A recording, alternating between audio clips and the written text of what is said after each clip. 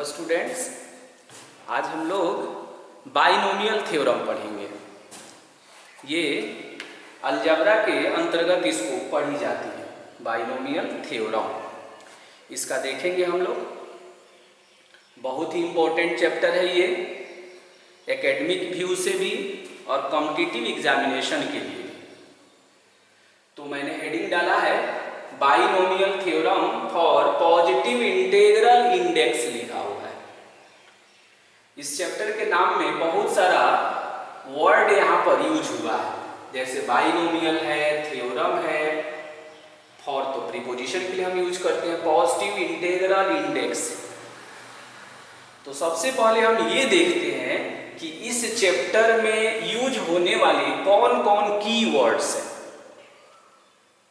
उन सभी कीवर्ड्स को पहले हम फोकस करेंगे, और जब हम कीवर्ड्स को समझ जाएंगे तब हम देखते हैं कि बाइनोमियल थ्योरम का स्टेटमेंट क्या है, प्रूफ कैसे होता है और उससे मुझे क्या क्या बेनिफिट्स हैं।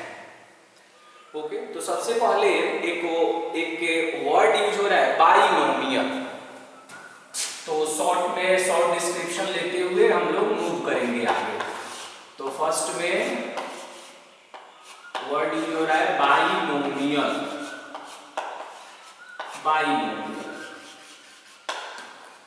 हिंदी में इसको द्विपद बोलते हैं, बाइनोमियल को द्विपद बोलते हैं।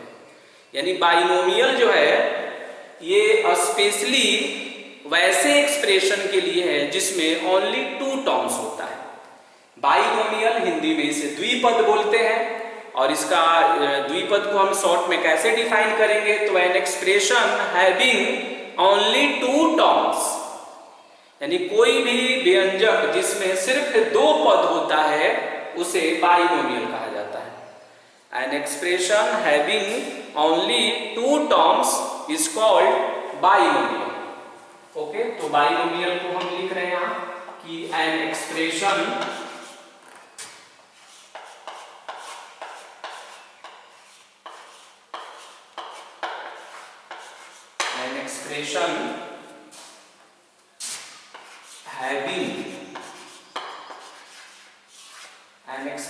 having only two terms,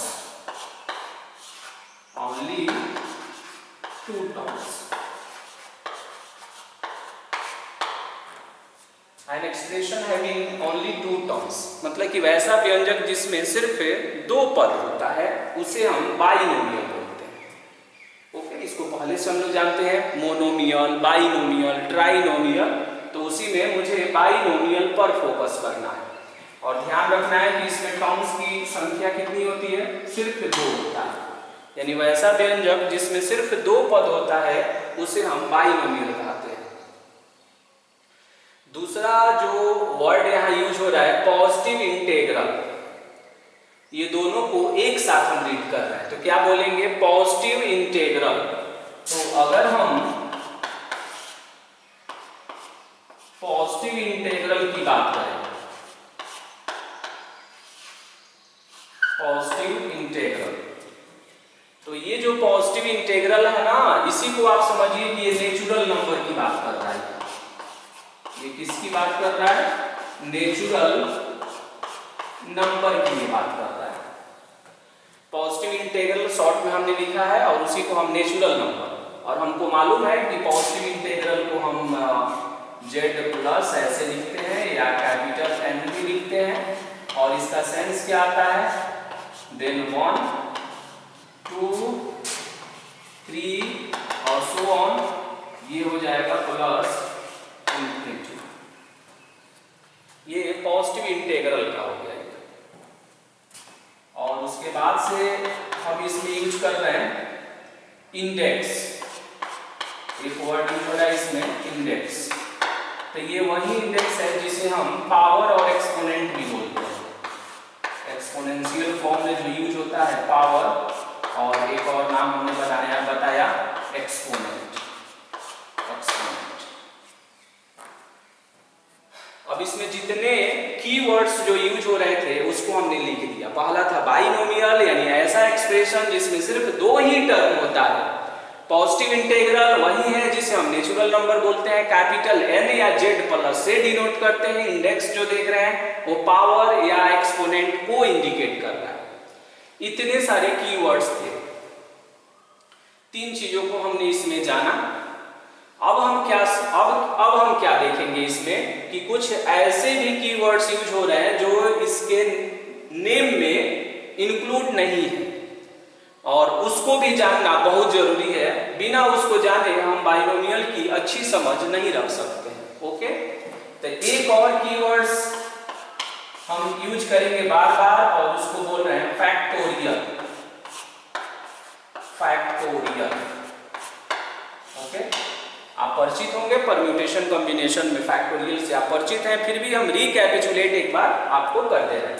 factorial इसका कंडीशन होता है कि अगर ऐसा हो जाए कि if n belongs to capital W, n belongs to capital W, capital W किसका सिंबल है? होल नंबर का। कैपिटल W होल नंबर का सिंबल है, और आजकल होल नंबर जो है बहुत ज्यादा प्रचलन में नहीं है, उसका नया नाम नॉन नेगेटिव इंटीजर बहुत ही फेमस है।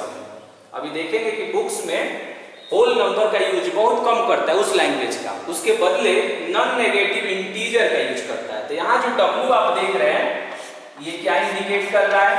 Non negative integer.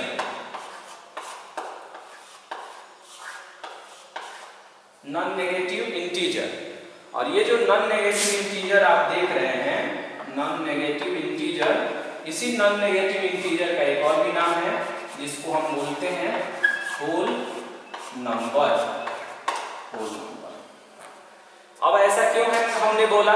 तो कहता है कि फैक्टोरियल तभी डिफाइन होता है जब n जो है होल नंबर होगा, और होल नंबर तो आप समझ रहे हैं, काउंटिंग नंबर में 0 को इंक्लूड कर लेना है। देन 0, 1, 2, 3, 4 ऐसे नंबरों को हम होल नंबर बोलते हैं। तो कह रहा है कि फैक्टोरियल उसी का डिफाइन होता है जो होल नंबर होता है।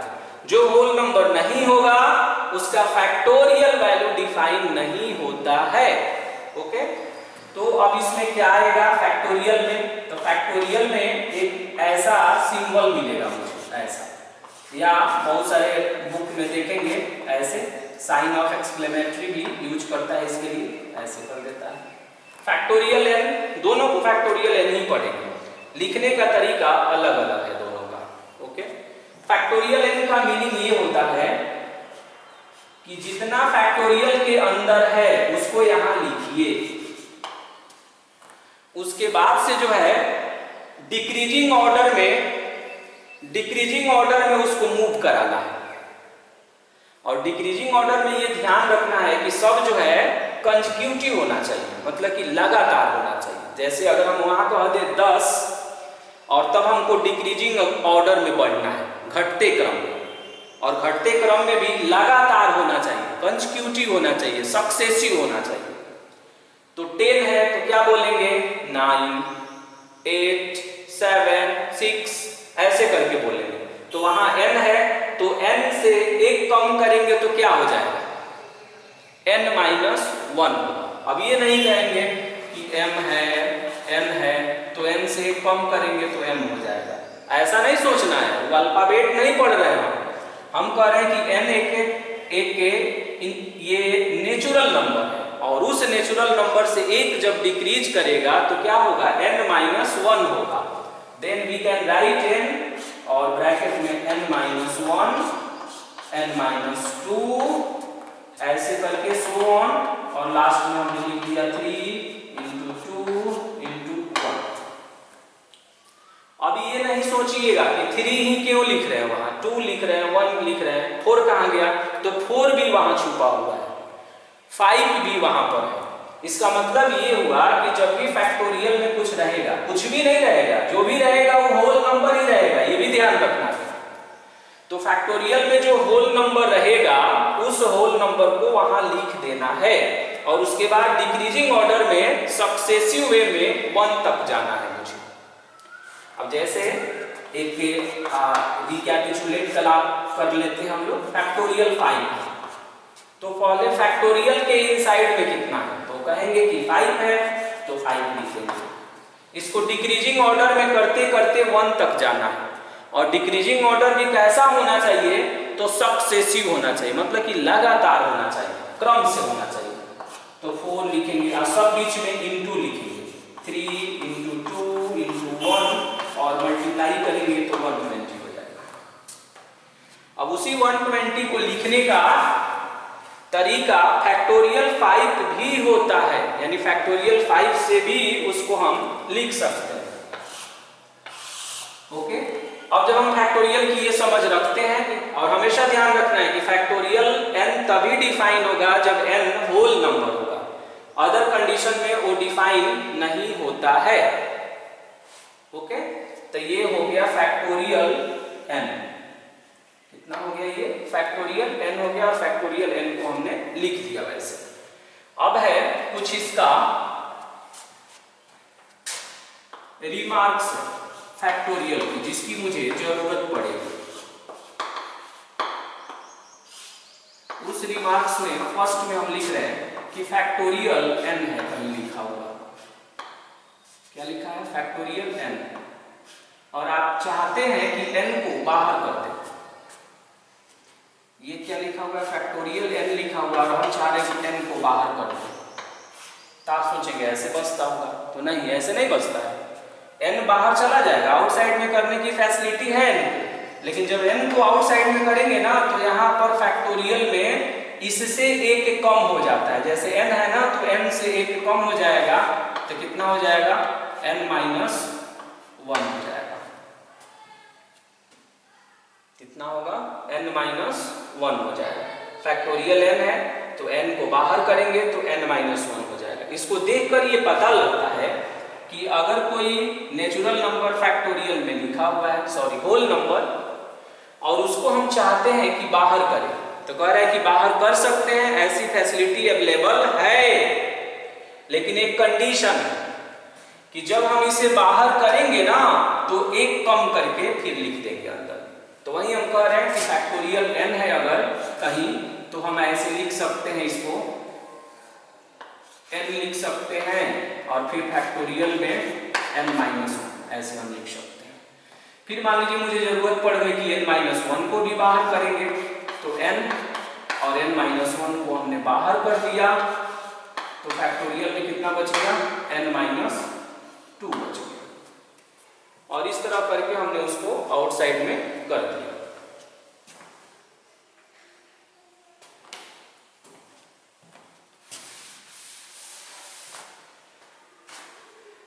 अब इसका एक एग्जांपल लेते हैं, जस्ट लाइक कहीं फैक्टोरियल 10 लिखा हुआ है, और हम कह रहे हैं कि 10 को आप आउटसाइड में करें, तो कर सकते हैं, 10 को हम आउटसाइड में कर सकते हैं। 10 को जैसे ही बाहर करेंगे तो फिर यहाँ फैक्टोरियल बचेगा। अब इस फैक्टोरियल में क्या लिखेंगे, तो 10 से 1 माइनस करेंगे तो 9 आएगा, तो यहाँ पर हम 9 लिख देंगे। फिर उसी तरह अगर 9 को भी बाहर करना हो तो 10 इंटू 9, और जब 9 को बाहर करेंगे तो 8 बच जाएगा।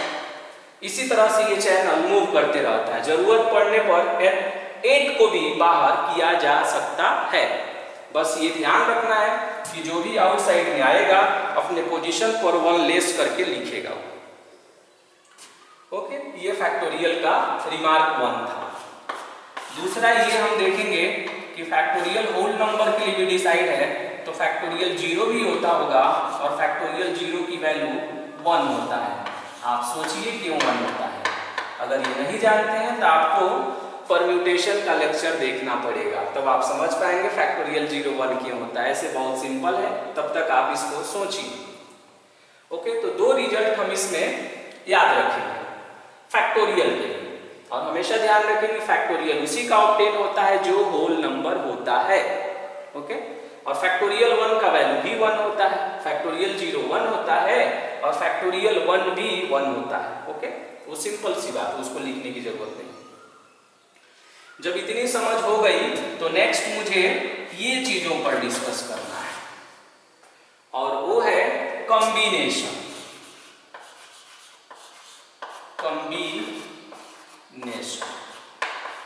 एक वर्ड हम यूज करेंगे कॉम्बिनेशन, हिंदी में इसे आप संचय बोलते हैं। इसी कॉम्बिनेशन को हम सिलेक्शन भी कहते हैं, सिलेक्शन। इसमें अब क्या पढ़ना है मुझे कॉम्बिनेशन में और क्या होता है उसको हम देखते हैं। इसमें है कि अगर ऐसा हो कि n, इफ n और r दोनों ही बिलोंग करें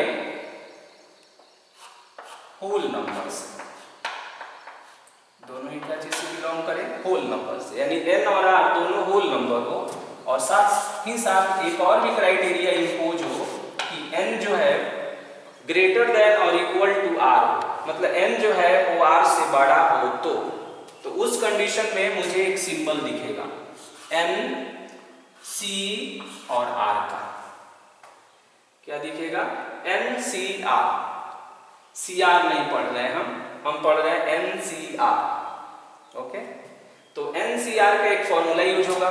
इसी ncr को आप देखेंगे कि बहुत सारे बुक में ऐसे भी लिखता है, n लिख देगा, नीचे में r लिख देगा और बस ऐसे ब्रैकेट से क्लोज कर देगा, c नहीं भी लिखता है। तो आपको समझ जाना है कि उसका भी सेंस ncr ही है। ये डिफाइन कैसे हुआ है? इसको बोलते हैं कि ये अपर सफिक्स है और इसको बोलते हैं लोअर सफिक्स है। इसको बोलेंगे अपर सफिक्स है और इसको बोलेंगे कि लोअर सफिक्स है।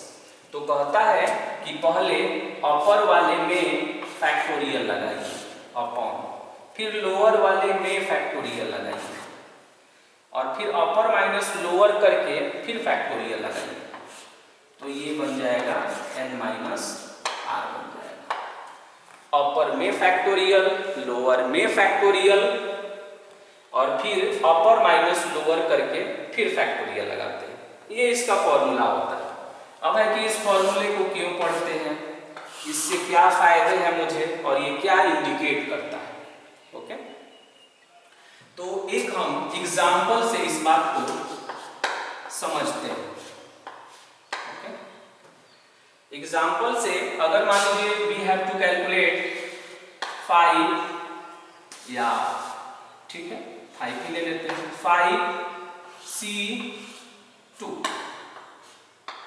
5C2 मुझे कैलकुलेट करना है। अच्छा, अब इसमें देखिए, अब इस 5C2 जो हम लिखते हैं C फॉर कॉम्बिनेशन, ये अपर सफिक्स है और ये लोअर सफिक्स है। तो हम देखेंगे कि ये अपर और लोअर इस क्राइटेरिया को फॉलो करना चाहिए। कह रहा है कि ये n है और ये r है, तो n और r दोनों ही पूर्ण संख्या होना चाहिए, यानी होल नंबर होना चाहिए, जिसे हम नॉन नेगेटिव इंटीजर भी बोलते हैं। हिंदी में उसको अऋणात्मक पूर्णांक भी बोला जाता है। तो ये दोनों होल नंबर होना चाहिए, तो दोनों होल नंबर है। दूसरा कंडीशन इंपोज करते हैं, अपर वाला लोअर वाले से बड़ा होना चाहिए या बराबर होना चाहिए, तो बड़ा है, दोनों ही कंडीशन फुलफिल कर रहा है। इट मींस ये डिफाइन होगा। डिफाइन होगा मींस इसकी वैल्यू ऑब्टेन होगी। तो कैसे इसकी वैल्यू ऑब्टेन करेंगे, तो अपर में फैक्टोरियल, अभी मैंने सिखाया, अपर में फैक्टोरियल, फिर लोअर वाले में फैक्टोरियल और फिर अपर माइनस लोअर करके फैक्टोरियल। ओके, अब हम इसे सिंप्लीफाई करेंगे, तो फैक्टोरियल में 5, फैक्टोरियल में 2 और फैक्टोरियल में 3 होगा। इस तरह से इसमें हमेशा 3 टर्म्स आएगा, 1, 2, 3, एक न्यूमरेटर में और 2 डिनोमिनेटर में आएगा। तब हम ये देखते हैं कि जब हम इसको लिख देते हैं तब हम ये देखते हैं कि इसमें सबसे बड़ा कौन है, ग्रेटेस्ट कौन है। तो आप बोलेंगे फैक्टोरियल 5 सबसे बड़ा है। सबसे छोटा कौन है, तो आप बोलेंगे फैक्टोरियल 2 है। मिड में कौन है, तो बोलेंगे फैक्टोरियल 3 है। तो ऐसे प्रश्नों को जब हम सिंप्लीफाई करते हैं तो देखिए, एक ग्रेटेस्ट हो गया सबसे बड़ा, एक मिड हो गया और एक लोएस्ट हो गया। तो सिंप्लीफिकेशन जो है कटिंग का ग्रेटेस्ट और मिड वाले में होता है हमेशा, यानी ग्रेटेस्ट और मिड वाला सिंप्लीफाई होगा तब तक जब तक कुछ कट नहीं जाता है। क्या बोले, सबसे बड़ा कौन है, फैक्टोरियल 5। मिड में कौन है, तो मिड में है फैक्टोरियल 3 और सबसे छोटा कौन है तो फैक्टोरियल 2। तो जो मिड में रहेगा वो और जो सबसे बड़ा रहेगा वो, वही दोनों सिंप्लीफाई में पार्टिसिपेट करेगा कैंसिलेशन में। तो देखिए ये 5 है और ये 3 है। अब इसमें जो सबसे बड़ा होगा, जैसे ग्रेटेस्ट है और एक मिड है, तो ग्रेटेस्ट वाले को तब तक बाहर करिए जब तक वो मिड वाला नहीं बन जाए।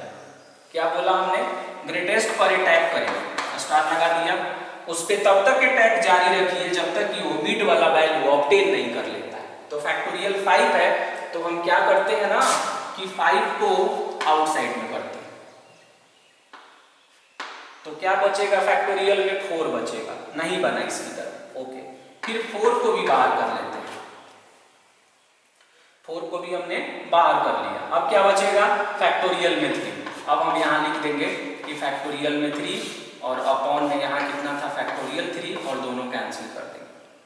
देख रहे हैं ना, जो सबसे बड़ा होगा उसको और जो बीच वाला होगा जिसको हम मंझला बोल सकते हैं मिड वाले को, तो मिड वाले को और सबसे बड़े वाले में पार्टिसिपेशन होगा। सबसे बड़ा वाला तब तक बाहर आते रहेगा जब तक कि वो मिड वाला नहीं बन जाता है। ओके, तो ग्रेटेस्ट हो गया, मिड हो गया और ये लोएस्ट वैल्यू था। और ये जो बचा होगा इसको आप सिंप्लीफाई करिए जैसे करते थे। तो फैक्टोरियल 2 का मीनिंग क्या होगा 2 into 1। जैसे फैक्टोरियल 5 का मीनिंग है 5 4 3 2 1, उसी तरह फैक्टोरियल 2 का मतलब है 2 into 1। अब इसको सिंप्लीफाई करेंगे तो आप देखेंगे कि 10 आएगा। कितना आएगा 10 आएगा। अच्छा, अब हमने 10 जो है वैल्यू किसका निकाला, तो आप बोलेंगे कि 5C2 का वैल्यू हमने 2 ऑब्टेन किया।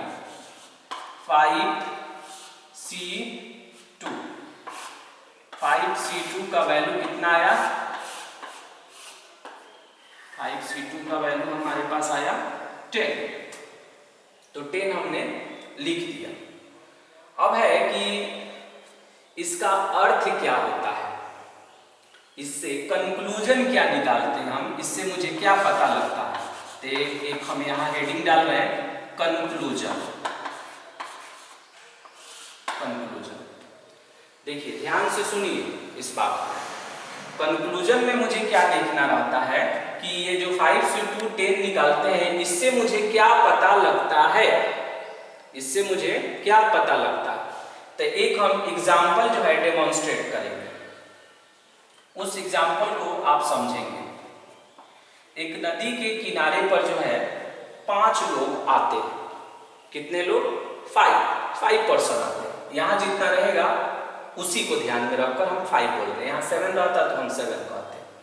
तो एक नदी के किनारे 5 पर्सन्स आते हैं।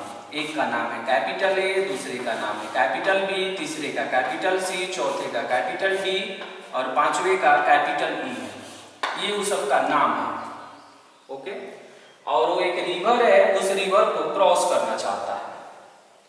जब वहां पर आता है नाविक के पास, तो वो टर्म्स एंड कंडीशन बताता है कि हम नाव में 2 ही आदमी को एक बार क्रॉस करा सकते हैं, यानी एक बार नाव में 2 आदमी और बैठ सकता है नाविक को छोड़कर।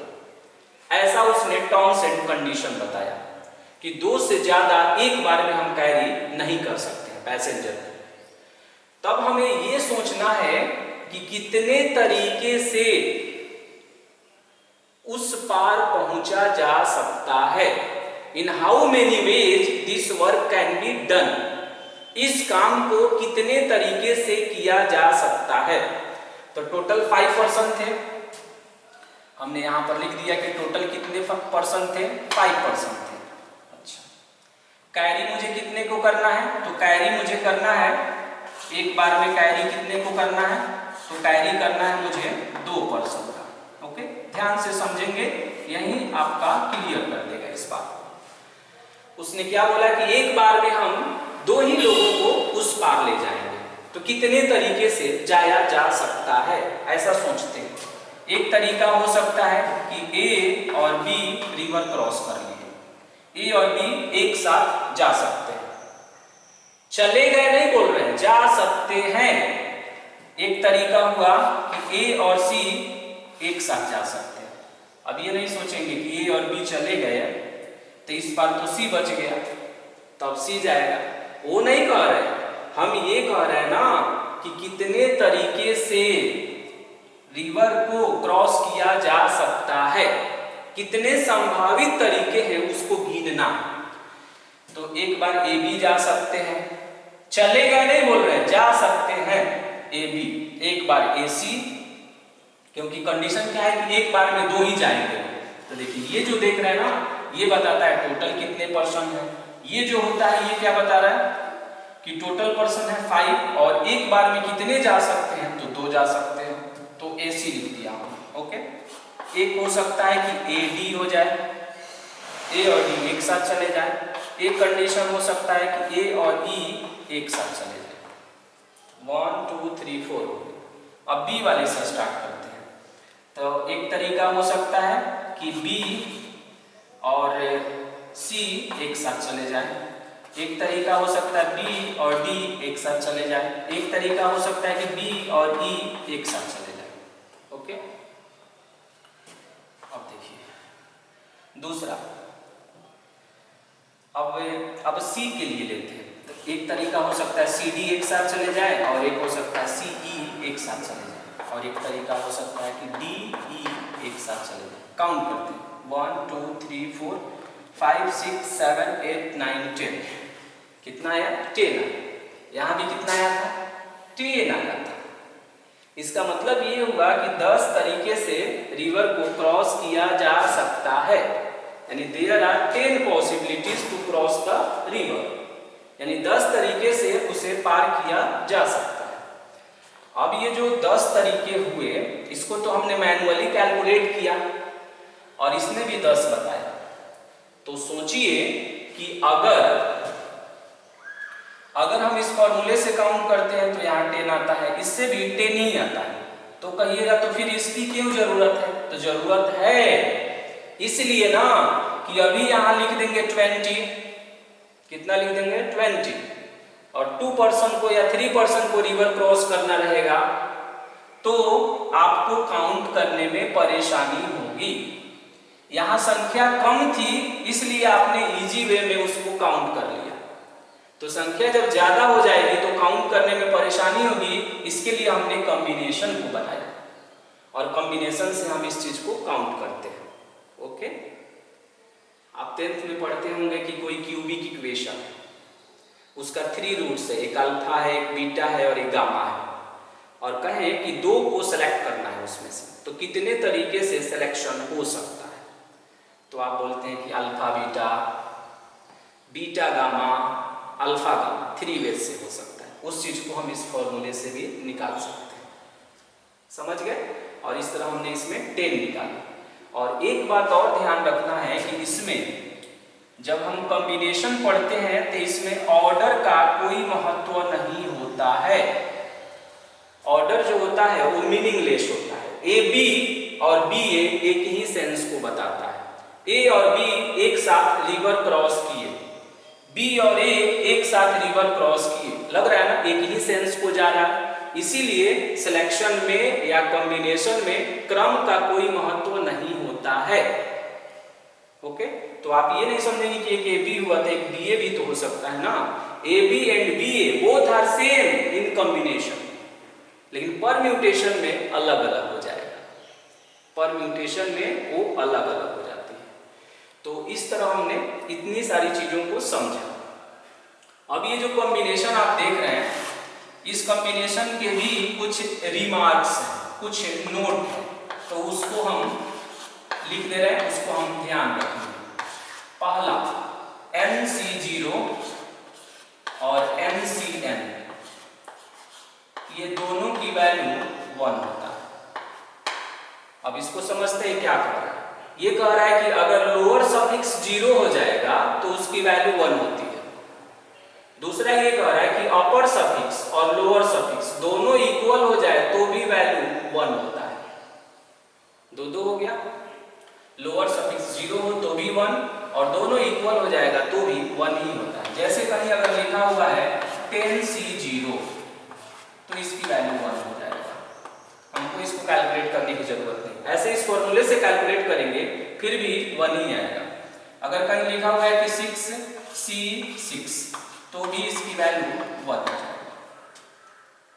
ओके, अच्छा दूसरा, कभी कभी आपको ऐसे भी दिखेगा NC1 का वैल्यू भी n होता है। NC1 इसका भी वैल्यू n होता है, मतलब कि अगर नीचे में 1 आ जाएगा तो उसके अपर में जो रहेगा वही आंसर बन जाता है। मान लीजिए कहीं पर आया है 50C1 आता है तो लोअर सफिक्स 1 हो गया, तो अपर में जो होगा वही उसका आंसर बन जाएगा, यानी इसका आंसर 50 हो जाएगा। और इस तरह हम कॉम्बिनेशन की भी समझ रख ली, इस आधार पर हमने कॉम्बिनेशन की भी समझ हमारी हो गई। ये 3 रिजल्टों को ध्यान रखना है। लोअर सफिक्स 0 तो भी वैल्यू 1, अपर और लोअर सेम होता है तो भी वैल्यू 1, और लोअर सफिक्स 1 हो जाए तो अपर में जो रहता है वही उसका आंसर बनता है। फॉर्मूले से भी निकालेंगे तो वही रहेगा। इसको हम ध्यान रखेंगे तो स्पीड मेरा बढ़ जाएगा कैलकुलेट करने में। इतनी सारी चीजों को अगर हम जान जाए तो फिर हम बाइनोमियल थ्योरम को बहुत आसानी से पढ़ सकते हैं। और ये फॉर पॉजिटिव इंटीग्रल इंडेक्स लिखा हुआ है, ये इसलिए लिखता है ना कि बाइनोमियल थ्योरम का एक और एक्सरसाइज मुझे पढ़ना है, उसका नाम है binomial theorem for any index. इसका तो नाम है पॉजिटिव इंटीग्रल इंडेक्स और उस एक्सरसाइज का नाम है binomial theorem for any index. इसीलिए सिर्फ बाइनोमियल नहीं लिखा जाता। जब भी बाइनोमियल थ्योरम आता है तो 2 क्वेश्चन वहां आता है, एराइज होता है कि पॉजिटिव इंटीग्रल इंडेक्स के लिए बात हो रही है या एनी इंडेक्स के लिए बात हो रही है।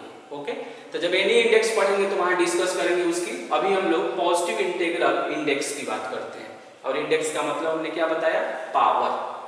ओके, तो अब हम बाइनोमियल के स्टेटमेंट को देखते हैं कि बाइनोमियल क्या कहा इस आधार, इसको अगर हम सीख गए तो।